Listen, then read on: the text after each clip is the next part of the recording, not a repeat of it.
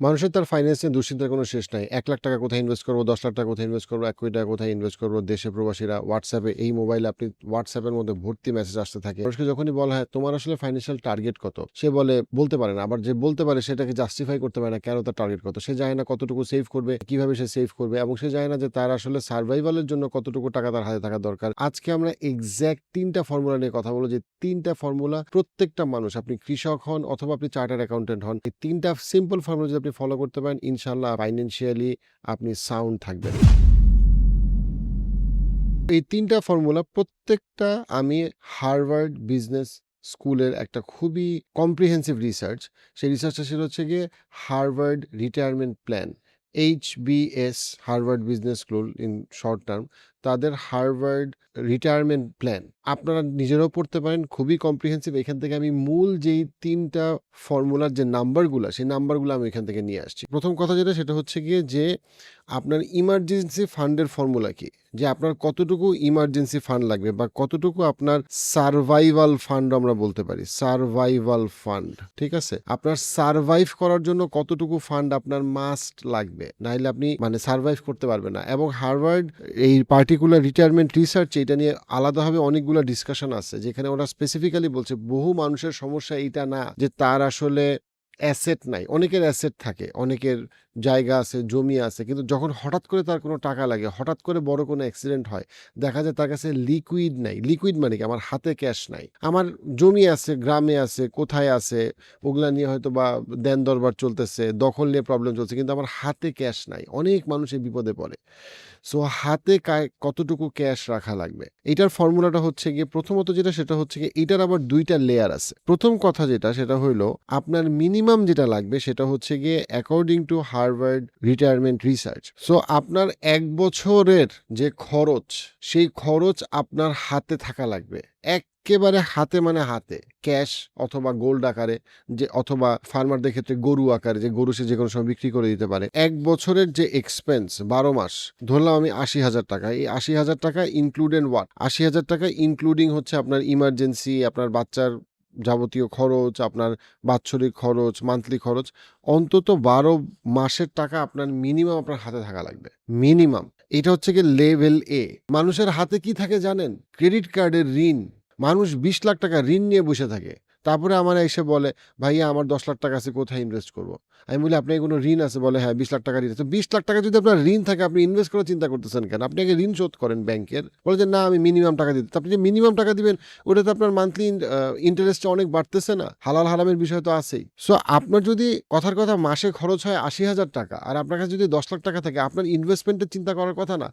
আপনার ১ম চিন্তা হচ্ছে আপনার ইমার্জেন্সি ফান্ড থাকতে হবে। বিকজ ইমার্জেন্সি ফান্ডে আপনি সারভাইভই করতে পারবেন না। লেভেল B হচ্ছে আপনার ২ থেকে ৫ বছরের সমপরিমাণ টাকা আপনার মোটামুটি হাতের কাছে থাকা লাগবে। পুরাপুরি লিকুইড থাকার দরকার নেই। মানে হইলো, ১ম এ তো আপনার ১ বছরের টাকা পুরাপুরি হাতে থাকা লাগবে। হাতের কাছে থাকা, যেমন যেকোনো সময় আপনার লাগলে আপনি এটা খরচ করতে পারেন। আর ২ নাম্বার যেটা সেটা হচ্ছে গিয়ে যে ২ থেকে ৫ বছরের টাকাটা আপনার জন্য দরকার, যেটা আপনি মানে খুব মানে রেডি টু সেল অ্যাপার্টমেন্ট হইতে পারে, ready to sell commercial space হইতে পারে, যেটা আপনার একেবারে হাতে ক্যাশ রাখার দরকার নেই, বাট আপনি জানেন যে যেকোনো সময় আপনি টান দিতে পারেন। এটা অনেক, এমন না যে আপনি কোথাও ১০-২০ বছরের জন্য ল্যান্ডে ইনভেস্ট করে রাখছেন, সেরকম ফান্ড না। যেটা আপনার কাছাকাছি, মানে আপনি চাইলে আপনি এটা টান দিয়ে বের করে নিয়ে আসতে পারবেন। যেটার এক্সিটটা ইজি। এরকম ইনভেস্ট করতে পারেন, বাট যেটার ইজি টু এক্সিট। এইটা হইলো আপনার সারভাইভাল ফান্ড। আমার ১২ মাসের টাকা হাতে থাকতে হবে। আমার ২ থেকে ৫ বছরের টাকা আমার হাতে না থাকলেও হাতের কাছাকাছি ইনভেস্টমেন্ট থাকতে হবে, যেটা আমি ইজিলি এক্সিট করতে পারি। ২ নাম্বার ফর্মুলা কি?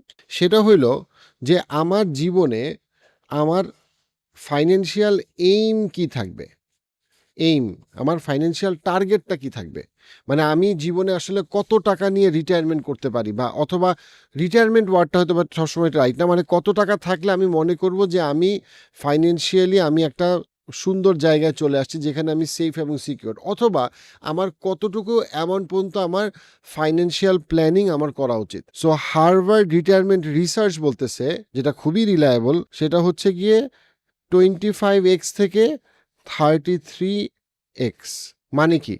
মানে হইল আপনার যে বাৎসরিক খরচ, এবং এটা আপনাকে মনে রাখতে হবে, বাৎসরিক খরচ আপনাকে চিন্তা করতে হবে যখন আপনার বয়স 55, 60, 65 ওই সময়, এবং ওই সময় যে মেডিকেল এক্সপেন্স, ওই সময়ের থাকার এক্সপেন্স, খাওয়ার এক্সপেন্স সবকিছু আপনাকে অ্যাপ্রক্সিমেটলি হিসাব করতে হবে। এইটাতে আপনার ইনফ্লেশন হিসাব করার দরকার নাই। এই পার্টিকুলার অঙ্কটা ইনফ্লেশন হিসাব করে করার দরকার নাই, কারণ ইনফ্লেশন হিসাব করে করলে আপনাদের রাতের ঘুম সবার হারাম হয়ে যাবে এবং সেটা রিয়েলিস্টিক হবে না। So 25x into 33x। আবারও আমি ধরলাম যে আমার পার মান্থ খরচ হচ্ছে 80,000 টাকা। তো আমার 80,000 টাকা যদি পার মান্থ খরচ হয়, তাহলে আমার 12 মাসে খরচ কত?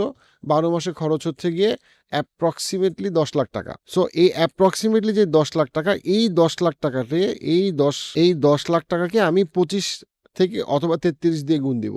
জাস্ট গড় করার জন্য আমি 30 দিয়ে গুণ দিলাম। ঠিক আছে, আমি গড়ে 30 দিয়ে গুণ দিলাম। 30 দিয়ে গুণ দিলে আমার যে সংখ্যাটা আসলো, সেই সংখ্যাটা হচ্ছে গিয়ে কত?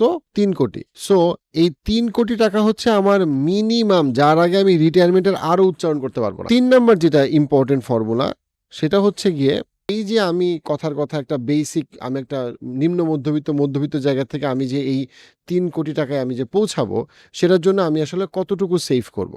ওকে, কতটুকু সেভ করব, এইটার জন্য যেটা আমার দরকার সেটা হচ্ছে গিয়ে এই পাই চার্টটাকে চিন্তা করা। এই পাই চিন্তা করা, প্রত্যেকটা ভাগ হচ্ছে 25%। যদি আমার আঁকার হাত একেবারেই ভালো না, এই জন্য এটা আঁকাটাও ভালো হয়নি, বাট আমি ধরে নিলাম যে এই প্রত্যেকটা হচ্ছে গিয়ে 25% করে, রাইট? প্রত্যেকটা সমান 4টা ভাগ। মিনিমাম আমাকে 25% সেভ করতেই হবে। ঠিক আছে, 25% আমাকে মিনিমাম সেভ করতেই হবে। যে কোনো সুস্থ স্বাভাবিক মানের জন্য 25% সেভ করাটা হচ্ছে গিয়ে বেসিক। এগেইন, আমি যদি 25% সেভ না করি, আমার সার্ভাইভাল ফান্ডও হবে না, এবং আমি জীবনে কোনোদিন আমার টার্গেট 3 কোটিতে পৌঁছাইতেও পারবো না। যে ঢাকা শহরে অনেকে স্ট্রাগল করতেছে, এক্স্যাক্টলি যারা স্ট্রাগল করছে তাদেরকে বুঝতে হবে যে আমাদের নিজের ইনভেস্ট করে আমাকে ইনকাম বাড়াইতে হবে, অথবা আমার এক্সপেন্স কমাইতে হবে, অথবা আমার ঢাকা শহর ছাড়তে হবে, কিছু না কিছু আমাকে করতে হবে। আপনার কাছে যদি মনে হয় যে শহরে খরচ বেশি, শহর ছাড়েন, কিন্তু আপনাকে বুঝতে হবে 25% সেভিং আপনার দরকার। তা নাহলে যে কোনো সময় যখন বিপদ আসবে, আপনার ইমার্জেন্সি ফান্ড থাকবে না, আপনার লাইফের লং টার্মে আপনার যেই ফাইন্যান্সিয়াল সিকিউরিটি স্ট্যাটাস, সেখানে আপনি পৌঁছাতে পারবেন না। ধরেন সে যদি 100 টাকা ইনকাম করে, 25% হচ্ছে তার সার্ভাইভ করার জন্য সেভ করতে হবে, আর 50% হচ্ছে কি যে সার্ভাইভ না, যে অলরেডি একটা সচ্ছলতার দিকে নিজেকে চলে যেতেছে বা যাইতে চাইতেছে, তার উচিত, অথবা সে বড় ব্যবসা করতে যাচ্ছে, অথবা সে নেক্সট উবার পাঠাও বানাইতে চাচ্ছে, দেন এবং সে একটা এমন একটা ফ্যামিলি থেকে আসছে যেখানে তার আগের কোনো বড় উত্তরাধিকার সূত্রে কোনো বড় ফান্ড নাই। সেই ক্ষেত্রে তার জন্য দরকার হচ্ছে গিয়ে 50% সেভ করা, এবং সেটাকে তার ব্যবসায় কাজে লাগানো, ইনভেস্টমেন্ট করা, so that say early retire করতে পারে, এবং সে তাড়াতাড়ি সে যদি ফার্ম তৈরি করতে চায়, সে যদি এগ্রিকালচারাল বিজনেস করতে চায়, সেটা সে করতে পারে। তার জন্য হচ্ছে গিয়ে সে 50% সেভ করবে এবং সেটাকে সে ইনভেস্ট করবে। এখানে বলে রাখা ভালো, এই 25% এবং 50% সবই হচ্ছে ভ্যাট ট্যাক্সের পরে, জাকাতের পরে, ইমার্জেন্সি ফান্ডের পরে। আবারও বলি, এই 50%-এর কথা আমি বলতেছি ভ্যাট ট্যাক্সের পরে, জাকাতের পরে, জাকাত বা দানের পরে, এবং ইমার্জেন্সি ফান্ডের পরে সে বেসিক্যালি 50% সে সেভ করবে। আর সে যদি একেবারে অতি ধনী হইতে চায়, এবং তার যদি সেটা সুযোগ থাকে, যেখানে সে অনেক মানুষকে দান করতে চায়, বিরাট ফাউন্ডেশন করতে চায়, এবং সে কি বলবো, অনেক বড় একটা অর্গানাইজেশন তৈরি করতে চায়, দেন তার উচিত 75% সেভ করা। সে যদি পৃথিবীতে অনেক বড় একটা ভূমিকা রাখতে চায়, বড় ব্যবসায়ী হতে চায়, দেন তার জন্য জায়গাটা হচ্ছে 75%, যেখানে সে যা ইনকাম করবে টোটাল, সেটার 75% সে সেভ করবে। মাত্র 25% দিয়ে সে তার সমস্ত এক্সপেন্স সে চালাবে, এবং এই 75%কে সে বেসিক্যালি বিজনেসে বারবার রিইনভেস্ট করে বিজনেসকে বড় করে। এবং আমি অনেক বাংলাদেশের ব্যবসায়ীকে চিনি যারা আসলে এই কাজ করছে, এবং এই কাজ করে তার কোম্পানিকে সে 500-1000 কোটি টাকার বিজনেস বানাইছে হালালভাবে। আমি সেটা করতে পারিনি, বাট অন্য অনেকে করছে। বাট আমি যেটা বুঝতে চাচ্ছি সেটা হচ্ছে কি, যে দিস ইজ আ মডেল, যে 25% সেভ করতে হবে সার্ভাইভ করার জন্য, 50% হচ্ছে গিয়ে সচ্ছলতা অর্জন করার জন্য, এবং 75% হচ্ছে গিয়ে যখন আপনি বিশাল কিছু করতে যাচ্ছেন, আপনার 30-40 বছরের যে কর্মময় জীবন, সেই কর্মময় জীবন দিয়ে, বা 50 বছরের যে কর্মময় জীবন, সেই কর্মময় জীবন দিয়ে। এই হচ্ছে গিয়ে মোটামুটি মডেল। সো আমার হচ্ছে গিয়ে এখানে 3টা মডেল নিয়ে আমরা আলাপ করলাম, এবং এটা হচ্ছে গিয়ে আমরা হার্ভার্ড যে রিটায়ারমেন্ট রিসার্চ সেটা থেকে আমরা বললাম প্রথমে হচ্ছে গিয়ে সার্ভাইভাল, যেখানে আমাকে প্রথম 1 বছরের টাকা আমার একদম হাতে থাকা লাগবে, যা কিছু খরচ 2 থেকে 5 বছর টাকা আমার হাতের কাছে থাকা লাগবে, ইনভেস্ট করবার হাতের কাছে থাকা লাগবে। 2 নাম্বার পয়েন্ট হচ্ছে গিয়ে আমার টার্গেট, আমি কেমনে টার্গেট করব, আমার টার্গেট হচ্ছে গিয়ে মিনিমাম আমি টার্গেট করব হচ্ছে গিয়ে আমার যা খরচ, কারো খরচ যদি বছরে 10 লাখ টাকা হয় তার জন্য 3 কোটি, কারো যদি খরচ বছরে 1 কোটি হয় দেন তার ক্ষেত্রে 30 কোটি। তো আপনার খরচটাকে প্রপারলি ক্যালকুলেট করে সেই অনুযায়ী আপনাকে চিন্তা করতে হবে। 3 নাম্বার যেটা সেটা হচ্ছে গিয়ে যে আমি কিভাবে সেভ করব, কতটুকু সেভ করব এবং সেই সেভটাকে আমি কিভাবে ইনভেস্ট এবং রি-ইনভেস্ট করব। সেই ক্ষেত্রে 25% সেভ করতে হবে সারভাইভ করার জন্য, 50% সারভাইভ করতে হবে সচ্ছলতার জন্য, আর 75% হচ্ছে যখন আপনি বিল গেটস হতে যাচ্ছেন তখন। Thank you. এই ভিডিও ক্লিপসগুলো যদি আপনি মিস করতে না চান, পার্সপেক্টিভ ক্লিপসে সাবস্ক্রাইব করুন।